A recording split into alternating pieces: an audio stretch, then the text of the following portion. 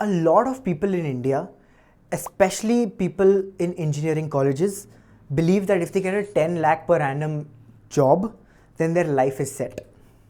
In my opinion, that's bullshit. It does not make any sense to me. And the truth is, when I was in the first year of my college, I truly wanted a 10 LPA job. But by the time I went from the first year to the fourth year, I managed to have some mindset shifts that helped me get a 30 LPA job straight out of college, inbound, without me applying to any companies. In this video, I'm going to outline a roadmap as to how you can do that and what skills you need and the exact step-by-step method of how I did it as well. Step 1 is you truly have to change your belief systems. If you believe that 10 LPA is a lot of money, you're not going to get a job more than 10 LPA. And this is a huge mistake that I saw in my college. A lot of people will say, if I get a 4 LPA job, like that is so cool. I can have so much money and I can, buy a laptop after 3 months. And they would essentially create these self-beliefs that they are worth only 4 LPA. On the other hand, I saw people who believe that no amount of money is enough for them. And these people were usually people who were not in colleges. These were usually people who were not in India. And what I found is that these people with the same skill set, the same network, the same credentials were getting jobs at like double or triple the salary that the other guys were getting. So first thing is you need to change your belief system.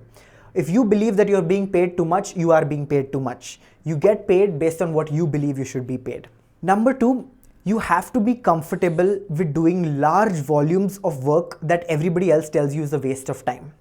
When I was in college, I did over 35 internships over 4 years. And honestly, in the first year, I probably just did like 1 or 2 internships. So I essentially did 35 internships in 3 years. Now, when I tell this to people, they tell me that does not make any sense. Google does not require you to do 35 internships. No company requires you to do 35 internships. But you know what? Doing the 35 internships essentially gave me the experience that would take someone 10 years to get in 3 years. I'm doing things like 5 times as fast. I'm learning things like 5 times as fast. And the more you learn is very, very, very proportionate to the amount of money you make. So the first thing I would recommend in college is to do insane volumes of work. Now, this does not mean that you have to be sitting in front of the laptop for 20 hours a day. You have to learn the skill of being incredibly efficient. You have to learn the skill of getting your work done in 1/10 the time that someone else will get it done. And if you do this, doing 4 internships simultaneously is not that difficult. Doing 2 internships simultaneously is a piece of cake. Number 2, learn the right skills. A lot of people make the mistake of wasting their time learning skills that are not going to make them any money. Here are some examples of skills that you should not waste your time on. And I know a lot of people are not going to like the fact that I say this, and you can tell me in the comments below if you disagree. But from my experience, from what I have seen in my college and the amount of money that people have made after coming out of college, there are some set of skills that do not land high-paying jobs. Number 1 is C and C++ programming. Every Indian college or every Indian engineering college starts by teaching students C and C++ programming. Now, true, some people who learn C and C++ programming make insane $500,000, $1 million salaries a year. But that happens after 40 years of a career. Now, neither you nor I know what the job market is going to look like 40 years from now. So for you to place a bet that I will learn a skill that will remunerate me in 40 years is a very risky bet. In my opinion, I would like to learn a skill that can remunerate me as fast as possible while learning such that it fits my 40-year plans. A lot of problems are easier to solve when your pockets are full. The first skill is C and C++ programming. The second skill is graphic design. I have a feeling that most people who get into graphic design do so because it's an extremely easy skill to start making small monies out of. It is very, very easy to make 200-300 rupees a day from graphic design. And the problem with people who spend their time learning graphic design is that they very, very soon hit a plateau. For you to make large amounts of money doing graphic design, you need to truly be good and you need to have something intrinsic that cannot be learned with practice, in my opinion. Number 3 is anything that has the word marketing or management in it. And people are not going to like the fact that I say this, but If you are someone who does any sort of marketing or any sort of management, for you to prove your skills to a recruiter or to anyone who's paying you money without any experience is impossible. The only thing that you can prove is that you have good communication skills, but that has almost zero correlation with the management and the marketing skills and what output you're going to bring to the company. So even if you do plan to get into management 10 years from now, I would definitely not recommend starting out as a manager of some sort, because it's impossible for a fresher to prove that they're good managers without having any management experience. It's a very, very chicken and egg situation. So now that I've told you some skills that you should not waste your time on, here are some skills that you probably should learn and that I have seen are the quickest to make decent amounts of money straight out of college, while you can learn new skills that can compound over the next 10 years. The first one is front-end and back-end development. JavaScript frameworks, Python frameworks, Ruby on Rails.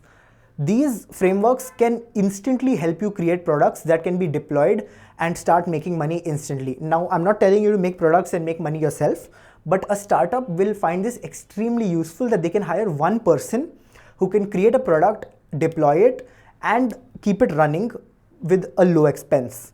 For a startup to keep a product running in 30 lakhs per year is a very, very good deal. Number two is UI and UX design. When I say UI and UX design, I do not mean UI and UX research. I do not mean talking about consumer psychology. I mean creating good designs that people can use. And the learning curve for UI and UX design, I feel, is pretty weird compared to programming or any other sort of learning curve. What I feel is that when it comes to UI and UX design, you very quickly feel like you know everything, and then you instantly realize that you feel you know nothing. And number three, in my opinion, is video editing.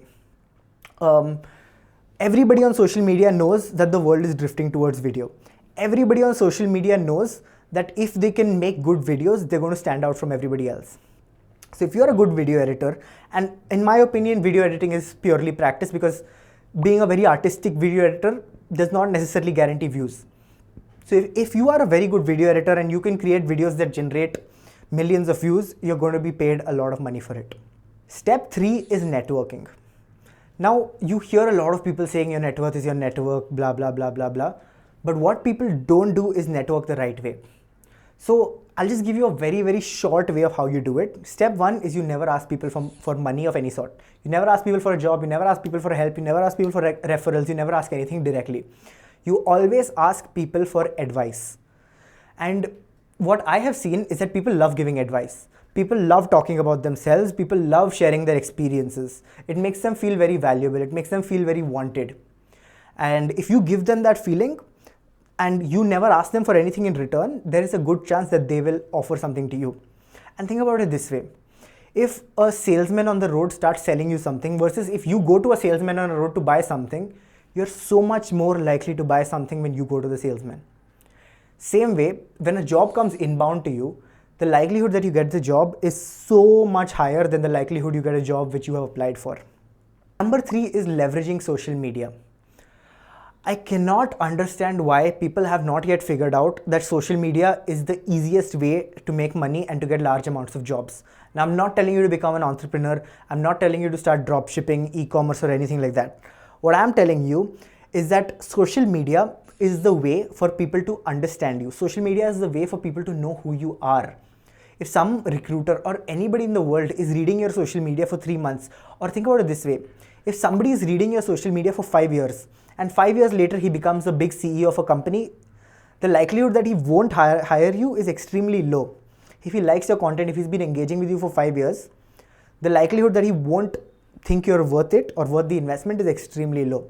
So you need to keep showcasing your personality, your mindset, your thoughts, how you think, and in a way that essentially kind of creates the leverage that you need. And lastly is the mindset when you get the job offer. A lot of people, including me, have instantly taken the first offer that they get. And this is probably the worst mistake. If a recruiter has spent 4 weeks to interview you, read your profile, etc., and they say, oh, I need you to confirm in the next 1 day, they're probably not a good recruiter. They're using that to put pressure on you. A good recruiter will always give you your time. A good recruiter will always give you your time to see your options, to negotiate, etc., etc. So you have to go in with the mindset that I want a job that's good for me, not that I want any job that someone will give me.